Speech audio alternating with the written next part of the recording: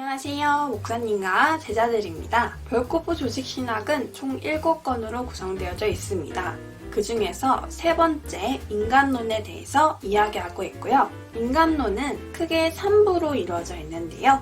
그 중에서도 우리는 1부, 원시 상태의 인간에 대해서 같이 이야기 나누고 있습니다. 저번 시간에 우리는 인간의 구성 요소에 대해서 알아보았는데요. 인간의 구성 요소가 이분설이다 또는 삼분설이다. 그리고 어떠한 성경 구절을 들고 있는지, 그리고 별코프 박사님은 어떻게 그것을 보고 있는지에 대해서 같이 알아봤는데요. 이번 시간은 이 논쟁에 대해서 삼위일체에서는 어떻게 해석을 하는지 같이 알아보도록 하겠습니다. 인간의 구성적 본질에서 인간을 삼분설로 또는 이분설로 본다고 했습니다. 이 삼분설은 영과 혼과 육으로 이루어져 있는 것, 이분설은 영혼과 육으로 이루어져 있는 것이다 했을 때 삼분설은 헬라 철학의 영향을 받아 플라톤, 그리고 오리겐, 알미니우스, 그래서 대부분의 기독교에서 이 삼분설을 많이 채택하는 모습을 보이고요. 이분설은 칼빈주의, 그래서 장로교 중에서도 합동 측이 이 주장을 펼치고 있습니다. 삼분설의 경우 데살로니가 전서 5장 23절과 히브리서 4장 12절을 그 근거로 들고 있습니다. 영과 혼과 몸이 또는 혼과 영과 이런 식으로 성경에서 영과 혼과 육으로 표현하고 있다는 것이고요.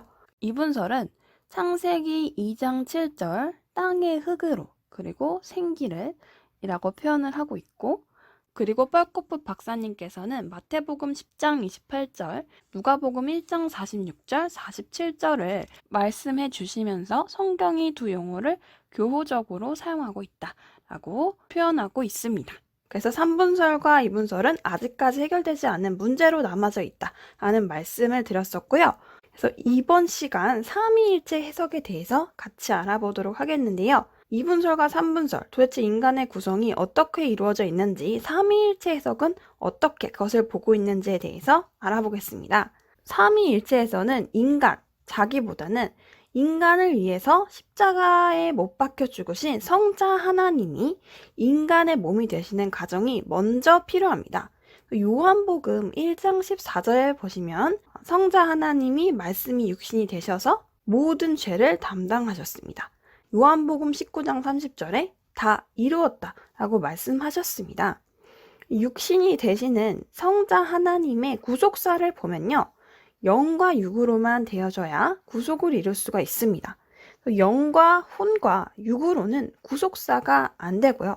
오직 구속사가 되기 위해서는 영과 육만 있어야 합니다. 로마서 11장 36절을 보시면 모든 만물은 하나님께로부터 나오고 하나님과 있다가 하나님께 다시 돌아간다 라고 했습니다. 우리의 영도 육과 하나님께로 돌아가야 하는 것입니다. 그래서 모든 만물은 하나님께 있다가 하나님께로 돌아가야 된다는 것입니다. 그래서 이 원리를 도대체 어떻게 해석해야 되는가? 혼을 위해서도 돌아가셨는가? 했을 때는 문제가 된다는 것이죠. 이번 시간은 여기까지 이야기를 나눠보도록 하겠습니다. 이번 시간은 이분설과 삼분설을 좀 정리를 해보았고요. 삼위일체에서는 어떻게 이것을 해석하고 있는지에 대해서 같이 알아봤는데요. 이분설과 삼분설이 중요한 이유는 구속사 때문입니다. 예수님께서 나의 죄를 영과 육과 혼까지 담당해 주셨는지, 아니면 영과 육만 담당해 주셨는지, 이런 것 때문에 인간의 구성의 본질이 중요하다는 것인데요. 모든 것은 하나님께 나와서 하나님께 있다가 하나님께로 돌아갑니다. 말씀이 육신이 되신 성자 하나님의 구속사를 보면 영과 육으로만 되어져야 구속사를 이룰 수가 있습니다. 그런데 혼을 위해서까지 돌아가주셨다. 그렇게 되면 문제가 된다는 것입니다. 다음 시간은 이 내용에 대해서 조금 더 자세히 알아보도록 하겠습니다. 시청해주셔서 감사합니다.